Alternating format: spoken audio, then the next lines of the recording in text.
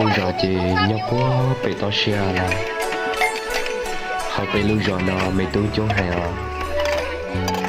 thì chỉ để chờ nhau cho nhẹ hay ชีเป็นจะไปเดียมหาไปร้านถ้วยร้านจานโอ้ยห้องนี้เนาะเย้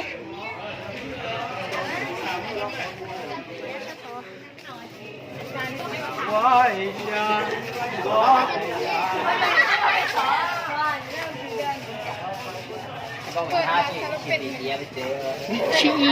ชีเป5 สารเด้อถ้วยเล็กจานไปร้านอู้ยบลูโอ้โคเด้อวันนี้เบิ่งเดย์เห็นเกลือของควายบ่โอ้ยเกลืออยู่ใส่เด้อ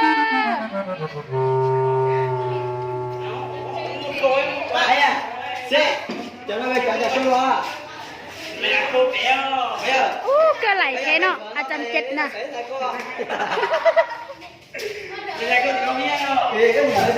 อาจารย์เก็บมาไว้เด้ออาจารย์บอกให้นัดเรียนแล้ววันนี้นะ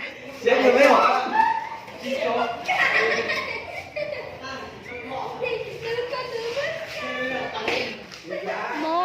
ลูกโม่เนาะปอตัวมกกาเนี่ยโอ้ชิมกันโอ้ลูกหาวดิ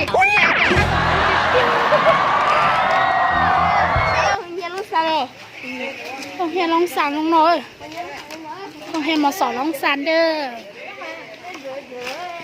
อนาคิไลแท้นี่เด้อมีเฮาสั่งคนอยู่นี้มีจันดาและออนดีและคอยอู้4 มื้อเด้อ4 วันคือแบบบ่ร้านถ้วยร้านจันน่ะวันไม่ยินเด้อไม่ใช่วันไม่ยินใช่วันกาวันนัดแคนเดี๋ยวผมการรู้ต่อแม่เนาะเนี่ยจ้าเด้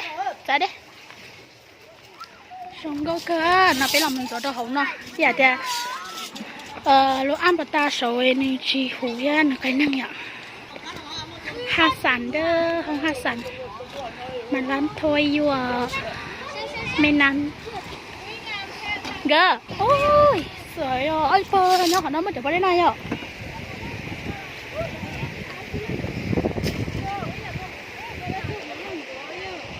มาปัดตาอ่ะbị lưu rõ thì nhóc quá bị to xe là